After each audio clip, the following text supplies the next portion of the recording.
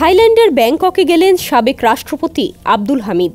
বৃহস্পতিবার রাত ৩:০৫ থাই এয়ারওয়েজের TG-340 নম্বর ফ্লাইটে ব্যাংককের উদ্দেশ্যে ঢাকা ছাড়েন তিনি। শাহজালাল আন্তর্জাতিক বিমানবন্দরের একটি দায়িত্বশীল সূত্র বিষয়টি নিশ্চিত করে। সূত্রটি জানায়, গত রাত ১১টার দিকে শাহজালাল আন্তর্জাতিক বিমানবন্দরে যান আব্দুল হামিদ।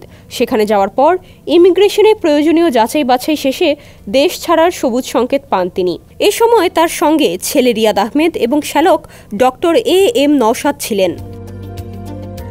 এদিকে আব্দুল হামিদের বিরুদ্ধে একটি হত্যা মামলা আছে। গত ১৪ জানুয়ারি কিশোরগঞ্জ সদর থানায় এ মামলাটি দায়ের করা হয়। মামলায় সাবেক প্রধানমন্ত্রী শেখ হাসিনা, শেখ রেহানা, সজীব ওয়াজেদ জয়, সাইমা ওয়াজেদ পুতুল এবং ওবায়দুল কাদেরের নামও আছে। মামলা দায়েরের আগে কিশোরগঞ্জ জেলায় আওয়ামী লীগ নেতাদের বিরুদ্ধে প্রায় অর্ধশত মামলা হলেও সেগুলোতে আব্দুল হামিদের নাম ছিল না। আব্দুল হামিদ প্রথম মেয়াদে ২০১৩ সালের ২৪ এপ্রিল এবং দ্বিতীয় মেয়াদে ২১তম রাষ্ট্রপতির দায়িত্ব গ্রহণ করেন ২০১৮ সালের ৭ ফেব্রুয়ারি। দেশ জুড়ে তোলপাড় ওয়ালটন ফ্রিজ কিনে আপনিও হয়ে যেতে পারেন মিলেনিয়ার। ১৯৯৬ সাল থেকে ২০০১ সাল পর্যন্ত ডেপুটি স্পিকার দায়িত্ব পালন করেন আব্দুল হামিদ।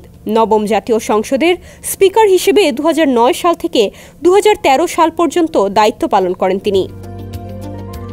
ডেস্ক রিপোর্ট, সমকাল।